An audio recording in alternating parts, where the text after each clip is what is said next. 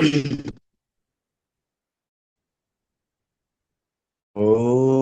भूर्भुवः स्वः तत्सवितुर्वरेण्यं भर्गो देवस्य धीमहि धियो यो नः प्रचोदयात्। ॐ चैतन्यं शाश्वतं शान्तं व्योमातीतं निरञ्जनं नादबिन्दुकलातीतं तस्मै श्रीगुरवे नमः। योगपूर्णं तपोनिष्ठं वेदमूर्तिं यशस्विनं गौरवर्णं श्रेष्ठं भगवत्या सुशोभितं कारुण्यामृतं सागरं शिष्यभक्तादिसेवितं श्रीरामं सद्गुरुं ध्यायेत् नमाचार्यवरं प्रभुम्। ॐ सद्गुरुचरणकमलेभ्यो नमः। वन्दे भगवतीं देवीं श्रीरामं च जगद्गुरुं पादपद्मे तयोः श्रुत्वा प्रणमामि मुहुर्मुहुः। परम पूज्य गुरुदेव परमदनिया माता जी के दिव्य संरक्षण में विराजमान ऑनलाइन दैनिक स्वाध्याय के आज के सत्र में आप सभी आत्मीय बंधुओं का बहुत बहुत स्वागत अभिनंदन है। साथियों, श्रीमद् भगवद गीता का हम सभी भावपूर्वक स्वाध्याय कर रहे हैं। अष्टम अध्याय के प्रारंभ के 15 श्लोक हम लोगों ने पढ़ लिए हैं। इन 15 श्लोकों में भगवान ने अपने निराकार एवं साकार स्वरूप की प्राप्ति की साधन विधि विस्तार पूर्वक अर्जुन को बताई है। भगवान ने सर्वप्रथम अपने स्वरूप का भी वर्णन किया है कि कविम पुराणम अनुशासितारम अड़ोरणीयान समनुस्मरेद्यः। मैं सूक्ष्म से भी सूक्ष्म हूं, अत्यंत अनादि हूं, सब पर अनुशासन करने वाला हूं। सर्वस्य धातारम अचिंत्य रूपम आदित्य वर्णम तमसाह परस्तात्। सबके अज्ञान का हरण करने वाला आदित्य वर्ण और मैं चिंतन से परे हूं, ऐसा भगवान ने 9वें श्लोक में कहा। 10वें श्लोक में भगवान अपने प्राप्ति की विधि बताते हैं। प्रयाण काले मनसा चलेन भक्त्यो युक्ता योग बलेन चैव भ्रुवोर मध्ये प्राणम आवेश्य प्राणमावेश्य। भ्रिकुटी मध्य में अपने प्राणों को स्थित कर ले जो व्यक्ति प्राण आवेश्य सम्यक सतम परम पुरुषम मुपैति दिव्यम, वह मेरे दिव्य स्वरूप को प्राप्त कर लेता है। ऐसा भगवान ने 10वें श्लोक में यहाँ पर कहा। आगे चल करके भगवान 11वें श्लोक में किस स्वरूप को प्राप्त करना है भ्रिकुटी मध्य में याद करके स्मरण करके उस विषय में भगवान कहते हैं, यदक्षरम, उस ब्रह्म को, यदक्षरम वेद विदो वदंती विशंति यद्यतयो वीतरागः, जिसे प्राप्त करते हैं बड़े बड़े योगी यति वीतराग। यदिच्छन्तो ब्रह्मचर्यम चरंती, लोग जिसे पाने की इच्छा से ब्रह्मचर्य का पालन करते हैं, उसी स्वरूप को प्राप्त करने की बात तत्ते पदम संग्रहेण प्रवक्षे, उसके लिए मैं विस्तार से और संक्षेप में कहता हूं, ऐसा भगवान ने कहा। तत्ते पदम संग्रहेण प्रवक्षे। और फिर 12वें श्लोक से लेकर के भगवान ने आगे के श्लोकों में उसकी चर्चा की है। अंतकाल में निर्गुण निराकार तत्व की प्राप्ति की फल सहित विधि बताने के लिए आगे के 2 श्लोक 12वां और 13वां श्लोक, जिसमें निराकार की प्राप्ति का साधन और उसका फल बताया है। तो भगवान ने अर्जुन को ये बताया, सर्वद्वाराणि संयम्य मनोहृदय निरुद्ध च, अपने मन को अपने हृदय में निरुद्ध कर लेना, अपनी इंद्रियों को अपने वश में कर लेना। मूर्ध्या ध्यायात् मनः, मूर्ध्या ध्यायात् मनः प्राणमास्थिता योग धारणाम, अपने प्राणों को अपने मस्तक में स्थित कर लेना, स्थिर कर लेना और योग धारणा को दृढ़ बना लेना। फिर क्या करने की आवश्यकता है? ओमित एकाक्षरम ब्रह्म, उस एकाक्षर ओम का व्याहरण मामनुस्मर, मानसिक चिंतन करना उस एकाक्षर ओम का। फिर भगवान कहते हैं कि यह प्रयाति त्यजन देहम, देह के अंत में, देह त्यागते समय जो इस स्थिति को प्राप्त हो जाता है, वो वास्तव में स याति परमाम गतिम, वो परम गति को प्राप्त कर लेता है, मेरे स्वरूप को प्राप्त कर लेता है। स याति, यह प्रयाति त्यजन देहम, स याति परमाम गतिम, वो परम गति को प्राप्त कर लेता है। 13वें श्लोक में भगवान ने सगुण उपासकों के लिए सूत्र दिए हैं। अनन्य चेताम सततम, अनन्य चेताम सततम यो माम स्मरति नित्यशः, जो नित्य मेरा स्मरण करता है, तस्याह सुलभम पार्थ, मैं उसके लिए सुलभ हूँ। नित्य युक्तस्य योगिनः, ऐसे नित्य युक्त योगी के लिए हे पार्थ मैं सर्वदा सुलभ हूँ।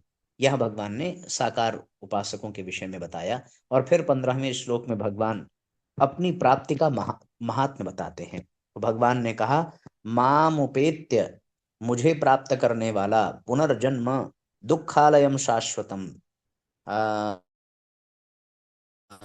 यानी नाशमान, दुख से परिपूर्ण इस संसार में पुनर्जन्म से मुक्ति मिल जाती है। मामुपेत्य, जो मुझे प्राप्त कर लेता है।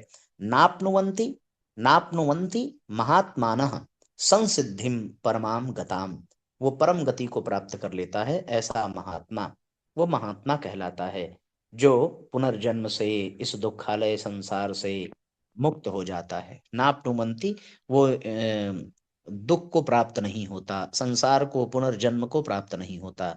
संसिद्धिम परमाम गतिम, वो परम गति को प्राप्त हो जाता है, सिद्धि को प्राप्त हो जाता है, परम गति को प्राप्त हो जाता है। यहाँ तक हम लोगों ने साथियों कल पढ़ा था। अब उसके आगे की चर्चा आज हम लोग यहाँ पर करेंगे। 16वें श्लोक में भगवान क्या कहते हैं?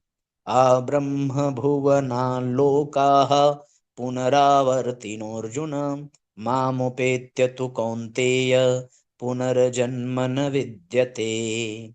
साथियों, श्लोक की हम लोग व्याख्या शुरू करें उसके पहले आप सब लोग जल्दी जल्दी जल्दी जल्दी शेयर जरूर कर दें, सबको लिंक भेज दें, सबको ये जानकारी प्राप्त हो जाए कि आज का सत्र प्रारंभ हो चुका है। वैसे जब स्वाध्याय का क्रम चलता है तो उस समय साथियों चैनल पर कथा का भी प्रसारण, लाइव प्रसारण चल रहा होता है। तो अपने बहुत से परिजन जो है स्वाध्याय के स्थान पर कथा को ही श्रवण करने लग जाते हैं। तो ये आपकी अपनी जैसी रुचि हो, पर हमारा स्वाध्याय नियमित होना चाहिए और गीता के इन महत्वपूर्ण सूत्रों को हम क्रमवार से समझें, तो उसके लिए हमें नियमित निरंतर सुनते रहना भी आवश्यक है। तो 16वां श्लोक क्या? हे अर्जुन, आ ब्रह्म भुवनान लोकः, ब्रह्मलोक तक, लोकाः सभी लोक, पुनरावर्ती वाले हैं, पुनरावर्तिनो अर्जुना, अर्थात वहां जाने पर पुनः लौटकर संसार में आना पड़ता है। तू कौन्तेय, हे कौन्तेय, माम, मुझे प्राप्त होने पर पुनर्जन्म नहीं होता, पुनर्जन्म न विद्यते। बहुत बड़ी बात भगवान ने कही कि आ ब्रह्म भुवनान लोकः पुनरावर्तिनोऽर्जुन, मामुपेत्य तु कौन्तेय पुनर्जन्म न विद्यते। हे अर्जुन, ब्रह्मा जी के लोक को लेकर सभी लोक पुनरावर्ती हैं, अर्थात ब्रह्मलोक और उससे नीचे तक के जितने लोक, सुख भोग भूमियां हैं, उनमें रहने वाले सभी प्राणियों को उन उन लोकों के प्रापक पुण्य समाप्त हो जाने पर लौट कर आना ही पड़ता है। जितनी भी भोग भूमियां हैं उन सब में ब्रह्मलोक को श्रेष्ठ बताया गया है। मात्र पृथ्वी मंडल का राजा हो और उसका धन धान्य से संपन्न राज्य हो, स्त्री पुरुष परिवार आदि सभी उसके अनुकूल हो, उसकी युवावस्था हो तथा शरीर निरोग हो, यह मृत्यु लोक का पूर्ण सुख माना गया है। पूर्ण मृत्यु लोक के सुख से 100 गुना अधिक सुख मर्त्य देवताओं का है। मर्त्य देवता उनको कहते हैं जो पुण्य कर्म करके देवलोक को प्राप्त होते हैं, और देवलोक प्रापक पुण्य क्षीण होने पर पुनः मृत्यु लोक में आ जाते हैं। इन मर्त्य देवताओं से 100 गुना अधिक सुख आजान देवताओं का है। आजान देवता वे कहलाते हैं जो कल्प के आदि में देवता बने हैं और कल्प के अंत तक देवता बने रहेंगे। इन आजान देवताओं से 100 गुना अधिक सुख इंद्र का माना गया है। इंद्र सुख से 100 गुना अधिक सुख ब्रह्मलोक का माना गया है। इस ब्रह्मलोक के सुख से भी अनंत गुना अधिक सुख भगवत प्राप्त तत्वज्ञ जीवन मुक्त महापुरुष का माना गया है। तात्पर्य यह है कि पृथ्वी मंडल से लेकर ब्रह्मलोक तक सुख सीमित, परिवर्तनशील और विनाशी है, परंतु आजन्म आ ब्रह्म भुवना लोकाः पुनरोवर्तिनोऽर्जुन पुनरावर्तिनोऽर्जुन मामुपेत्य तु कौन्तेय पुनर्जन्म न विद्यते। भगवत अनंत अपार अगाध है, यह सुख कभी नष्ट नहीं होता। अनंत ब्रह्मा और अनंत ब्रह्मांड समाप्त हो जाए तो भी यह परमात्म प्राप्ति का सुख कभी नष्ट नहीं होता, सदा बना रहता है। पुनरावर्तिनः का एक भाव यह भी है कि ये प्राणी साक्षात परमात्मा के अंश होने के कारण नित्य हैं। अतः ये जब तक नित्य तत्व परमात्मा को प्राप्त नहीं कर लेते, तब तक कितने ही ऊंचे लोकों में जाकर भी उसे पीछे लौटना ही पड़ता है।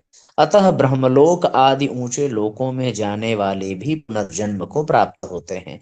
यहाँ एक शंका होती है कि संतों, भक्तों, जीवन मुक्तों और कारक पुरुषों के दर्शन मात्र से जीव का कल्याण हो जाता है, और ब्रह्मा जी स्वयं कारक पुरुष हैं तथा भगवान के भक्त भी हैं। ब्रह्मलोक में जाने वाले ब्रह्मा जी के दर्शन करते ही फिर उनको मुक्ति क्यों नहीं होती, वे लौट कर क्यों आते हैं? इसका समाधान ये है कि वास्तव में कल्याण दर्शन मात्र से नहीं होता, प्रत्युत अपनी भावना विशेष होने से होता है।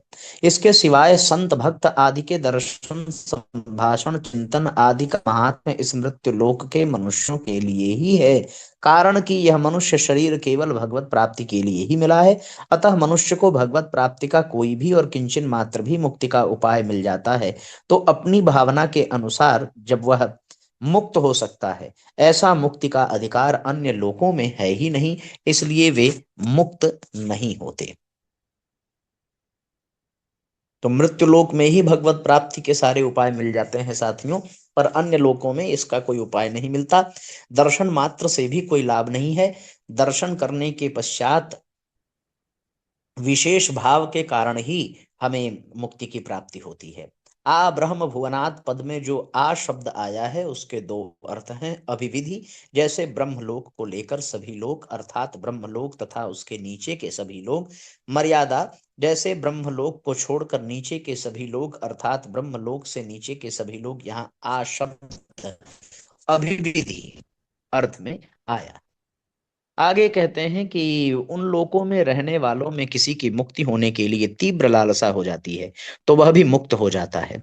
ऐसे ही पशु पक्षियों में भी भक्त हुए हैं, पर ये दोनों ही अपवाद रूप से हैं, अधिकारी रूप से नहीं। अगर वहां के लोग भी अधिकारी माने जाएं तो नरकों में जाने वाले सभी की मुक्ति हो जानी चाहिए, क्योंकि उन सभी के प्राणियों को परम भागवत कारक पुरुष यमराज के दर्शन होते ही हैं। पर ऐसा शास्त्रों में न देखा और न सुना ही जाता है। इससे सिद्ध होता है कि उन उन लोकों में रहने वाले प्राणियों का भक्त आदि के दर्शन से कल्याण नहीं होता। विशेष बात, यह जीव साक्षात परमात्मा का अंश है। ममैवांशः जीवलोके, यहाँ जहां जाने के बाद फिर लौट कर नहीं आना पड़ता, वह परमात्मा का धाम है। यद् गत्वा न निवर्तन्ते तद्धाम परमं मम। जैसे कोई अपने घर पर जाता है, ऐसे ही परमात्मा का अंश होने से इस जीव को वहीं परम धाम में जाना चाहिए। फिर भी यह जीव मरने के बाद लेकर लौट कर क्यों आता है? जैसे कोई मनुष्य सत्संग आदि में जाता है और समय पूरा होने पर वहां से चला आता है, परंतु रह जाए तो उसको लेने के लिए उसे फिर लौट कर वहां आ पड़ता है। ऐसे इस ने ऐसे ही इस जीव ने घर परिवार जमीन धन आदि जिन चीजों से ममता कर ली है, अपनापन कर लिया है, उस ममता के कारण इस जीव को मरने के बाद फिर लौट कर आना पड़ता है। कारण कि जिस शरीर में रहते हुए संसार में ममता आसक्ति की थी, वह शरीर तो रहता नहीं, ना चाहते हुए भी छूट जाता है, परंतु उस ममता के कारण दूसरा शरीर धारण करके यहाँ आना पड़ता है। यह मनुष्य बनकर भी आ सकता है और पशु पक्षी आदि बनकर भी आ सकता है, उसको लौट कर आना पड़ता है, यह बात निश्चित है। भगवान ने कहा है कि ऊंच नीच योनियों में जन्म होने के कारण गुणों का संग ही है। कारणम गुण संगोस्य सद सद्योनि जन्मसु, अर्थात जो संसार में ममता आसक्ति कामना करेगा, उसको लौट कर संसार से संसार में आना ही पड़ेगा। माम उपेत्य तो कौन्तेय पुनर्जन्म न विद्यते। ब्रह्मलोक तक जाने वाले सभी को पुनर्जन्म लेना पड़ता है, परंतु हे कौन्तेय, समग्र रूप से मेरी प्राप्ति होने पर पुनर्जन्म नहीं होता। अर्थात मेरे को प्राप्त होने पर फिर संसार में जन्म मरण के चक्कर में नहीं आना पड़ता। जैसे हम लोगों ने अभी 15वें श्लोक में पढ़ा था ना, माम उपेत्य पुनर्जन्म दुःखालयम शाश्वतम नाप्नुवन्ति महात्मानः संसिद्धिम परमाम गताम। कारण कि मैं कालातीत हूं, अतः मेरे को प्राप्त होने पर वे भी कालातीत हो जाते हैं। यह मामुपेत्य का अर्थ है मेरे दर्शन हो जाए, मेरे स्वरूप का बोध हो जाए और मेरे में प्रवेश हो जाए। मेरे को प्राप्त होने पर पुनर्जन्म क्यों नहीं होता, अर्थात जीव लौटकर संसार में क्यों नहीं आता? क्योंकि जीव मेरा अंश है और मेरा परम धाम ही उसका वास्तविक घर है। ब्रह्मलोक आदि लोक इसका घर नहीं है, इसलिए उसको वहां से लौटना पड़ता है। जैसे रेलगाड़ी का जहां तक का टिकट होता है वहां तक ही मनुष्य उसमें बैठ सकता है, उसके बाद उसे उतरना ही पड़ता है। परंतु वह अगर अपने घर में बैठा हो तो उसे उतरना नहीं पड़ता। ऐसे ही जो देवताओं के लोक में गए हैं, मानो रेलगाड़ी में बैठा हुआ है, इसलिए उसको एक दिन नीचे उतरना ही पड़ेगा। परंतु जो मेरे को प्राप्त हो गया है वह अपने घर में बैठा हुआ है, इसलिए उसको कभी उतरना नहीं पड़ेगा। तात्पर्य यह है कि भगवान को प्राप्त किए बिना ऊंचे से ऊंचे लोकों में जाने पर भी कल्याण नहीं होता। अतः साधक को ऊंचे लोकों को भोगों की किंचन मात्र भी इच्छा नहीं करनी चाहिए। ब्रह्मलोक तक जाकर फिर पीछे लौटकर आने वाले, अर्थात जन्म मरण रूप बंधन में पड़ने वाले पुरुष आसुरी संपत्ति वाले होते हैं, क्योंकि आसुरी संपत्ति से ही बंधन होता है। निबंधया आसुरी मता, इसलिए ब्रह्मलोक तक बंधन ही बंधन है। परंतु मेरे शरण होने वाले, मुझे प्राप्त होने वाले पुरुष दैवी संपत्ति वाले होते हैं, उनका फिर जन्म मरण नहीं होता, क्योंकि दैवी संपत्ति से मोक्ष होता है। दैवी संपत्ति मोक्षाय। ब्रह्मलोक में जाने वाले पुरुष दो तरह के होते हैं। एक तो जो ब्रह्मलोक के सुख का उद्देश्य रखकर यहाँ बड़े बड़े पुण्य कर्म करते हैं तथा उसके फलस्वरूप ब्रह्मलोक का सुख भोगने के लिए ब्रह्मलोक में जाते हैं, और दूसरे जो परमात्मा प्राप्ति के लिए ही तत्परता पूर्वक साधना में लगे हुए हैं, परंतु प्राणों के रहते रहते परम प्राप्ति हुई नहीं और अंतकाल में भी किसी कारणवश विशेष साधन से विचलित हो गए, मन में साधक होते हैं। इन साधकों का ब्रह्मलोक के सुखोपभोग का उद्देश्य नहीं होता, किंतु अंतकाल में साधन से विमुख होने से तथा अंतःकरण में सुख भोग की किंचन मात्र भी इच्छा रहने से ही उनको ब्रह्मलोक में जाना पड़ता है। इस प्रकार ब्रह्मलोक का सुख भोग कर ब्रह्मा जी के साथ मुक्त होने को क्रम मुक्ति कहते हैं। परंतु जिन साधकों को यही बोध हो जाए वे यहां ही मुक्त हो जाते हैं, इसको साध्यो मुक्ति कहते हैं। इस अध्याय के दूसरे श्लोक में अर्जुन का प्रश्न था कि इसी अध्याय के दूसरे श्लोक में अर्जुन का प्रश्न था, अधि यज्ञम कथम कोत्र देहेस्मिन् मधुसूदन प्रयाण काले च कथम ज्ञेयोसी नियतात्म भी। अंत काल में आप कैसे जानने में आते हैं, इसका उत्तर भगवान ने 5वें श्लोक में दिया था। अंत काले च मामेव स्मरण मुक्त्वा कलेवरम यह प्रयाति समद्भावम नास्त्यत्र संशयः। फिर 6ठे श्लोक में भगवान क्या कहते हैं, यम यम वापि स्मरण भावेन त्यजति अंते कलेवरम। अंतकालीन गति का सामान्य नियम भगवान ने बताया कि जो जैसा सोचता हुआ इस शरीर का त्याग करता है, तम तमेव इति कौन्तेय सदा तद्भाव भाविता, वो उसी भाव को प्राप्त हो जाता है। और फिर 7वें श्लोक में अर्जुन को सब समय में स्मरण करने की आज्ञा दी। तस्मात् सर्वेषु कालेषु माम अनुस्मर युद्ध च, मेरा स्मरण करता हुआ युद्ध कर। मयि अर्पित मनोबुद्धिर मामेव ऐष्यसि असंशयम, इसमें संदेह नहीं कि मुझे प्राप्त होगा। फिर बीच में 8वें से 13वें श्लोक तक सगुण निराकार और निर्गुण निराकार की बात प्रसंग में आई है। 8वां श्लोक, अध्यात्म योग युक्तेन चेतसाम नान्यगामिना परमं पुरुषम दिव्यम याति कौन्तेय याति पार्थानुचिंतयन्। 8वां श्लोक था। 9वें श्लोक में जो हम लोगों ने अभी पढ़ा, कविम पुराणम अनुशासितारम, ये वाला श्लोक। फिर 10वें श्लोक में प्रयाण काले मनसा चलेन भक्त्यो युक्ता योग बलेन चैव भ्रुवोर मध्ये प्रणाम आवेश्य सम्यक सतम परमम उमैति दिव्यम, ये 10वां श्लोक था।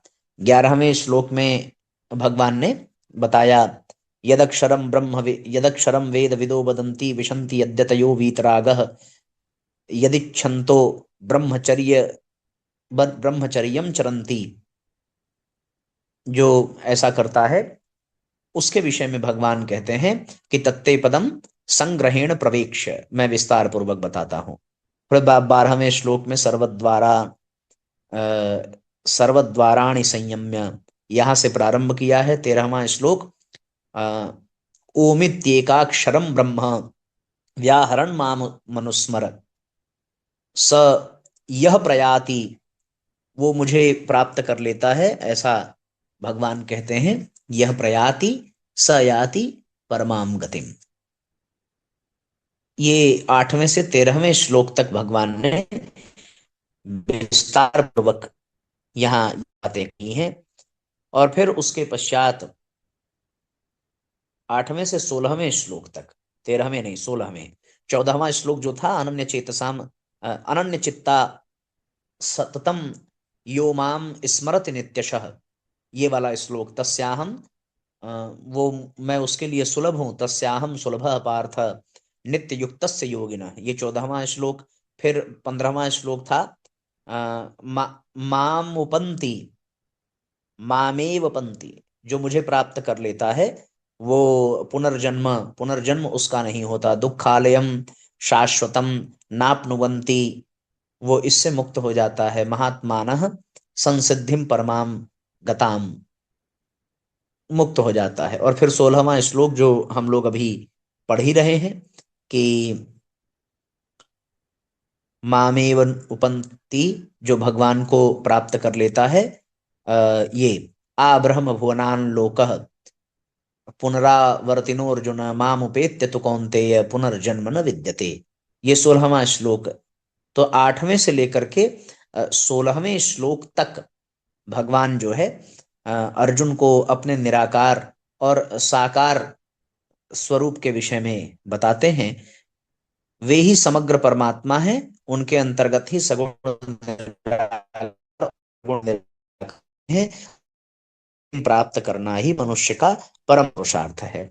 यहाँ कोई शंका कर सकता है कि ब्रह्मलोक तक का सभी लोक भगवान के ही स्वरूप हैं, वासुदेवः सर्वम, फिर उन लोकों में जाने वालों का संसार में पुनर्जन्म क्यों होता है? इसका समाधान है कि उन लोकों में जाने वाले मनुष्य उन लोकों को भगवान का स्वरूप नहीं समझते, प्रत्युत भोग सामग्री समझते हैं। सुख भोग के उद्देश्य से ही ब्रह्मलोक आदि में जाते हैं, इसलिए उनको कर्म फल के रूप में ब्रह्मलोक तक के लोकों की प्राप्ति होती है और उनका पुनर्जन्म मिटता नहीं। पुनर्जन्म सुखासक्ति के कारण ही होता है, इसलिए यहाँ आ ब्रह्म भुवनान लोकाः पुनर्जन्म पुनरावर्तिनो अर्जुन, कहने का तात्पर्य है कि सांसारिक सुखों की आखिरी हद जो ब्रह्मलोक है, वहां जाने पर भी जीव को लौटना ही पड़ता है। अनंत ब्रह्मांड का सुख मिलाकर भी जीव को सुखी नहीं कर सकता, उसकी आफत जन्म मरण नहीं मिटा सकता। अतः संसार से सुख की आशा करने वाला केवल धोखे में रहता है। ब्रह्मलोक में दो प्रकार के मनुष्य जाते हैं, एक सुखोपभोग के लिए ब्रह्मलोक जाते हैं और फिर लौटकर संसार में आते हैं। दूसरे क्रम मुक्ति वाले ब्रह्मलोक जाते हैं और ब्रह्मा जी के साथ मुक्त हो जाते हैं। वे क्रम मुक्ति वाले लौट कर संसार में नहीं आते, तो यह उनके उद्देश्य की महिमा है, ब्रह्मलोक की महिमा नहीं है। ब्रह्मलोक तो पुनरावर्ती ही है। आ ब्रह्म लोकान पुनरावर्तिनो अर्जुन, ब्रह्मलोक तक सब कर्म फल है। मामुपेत्य पुनर्जन्म न विद्यते, जो मुझे प्राप्त कर लेता है। जब कर्म मात्र आदि अंत वाला होता है तो फिर उसका फल अविनाशी कैसे हो सकता है? मामुपेत्य में माम पद समग्र परमात्मा का वाचक है, समग्र परमात्मा का वाचक है, जो परा और अपरा दोनों का मालिक है, उसको प्राप्त होने के बाद फिर दुखालय संसार में जन्म नहीं होता। हाँ, उनको प्राप्त हुए मनुष्य उनकी इच्छा से कारक महापुरुष के रूप में अथवा भगवान के अवतार के समय संसार में आ सकते हैं, परंतु उनका वह जन्म कर्मों के अधीन नहीं होता, प्रत्युत भगवान की इच्छा से होता है। तो इस तरीके से साथियों, ये 16वां श्लोक और इसकी बड़ी विस्तृत व्याख्या हम लोगों ने सुनी। मामुपेत्य तु कौन्तेय पुनर्जन्म न विद्यते। यहाँ से लेकर के मृत्यु लोक से लेकर ब्रह्म लोक तक भी व्यक्ति पहुंच जाए तो उसे पूर्णता नहीं मिलेगी, लौट करके आएगा। क्योंकि आ ब्रह्म भुवनान लोक लोकाहा पुनरावर्तिनो अर्जुन, ये सब पुनरावर्ती लोक हैं। लेकिन जो परमात्मा को प्राप्त कर ले, मामुपेत्य तु कौन्तेय, परंतु जो मुझे प्राप्त कर ले, पुनर्जन्म न विद्यते, ये हम लोगों ने साथियों आज सुना। अब इसी के साथ आज के सत्र को विश्राम देंगे। 17वां श्लोक हम लोग कल पढ़ेंगे। गायत्री मंत्र साथ साथ बोलें।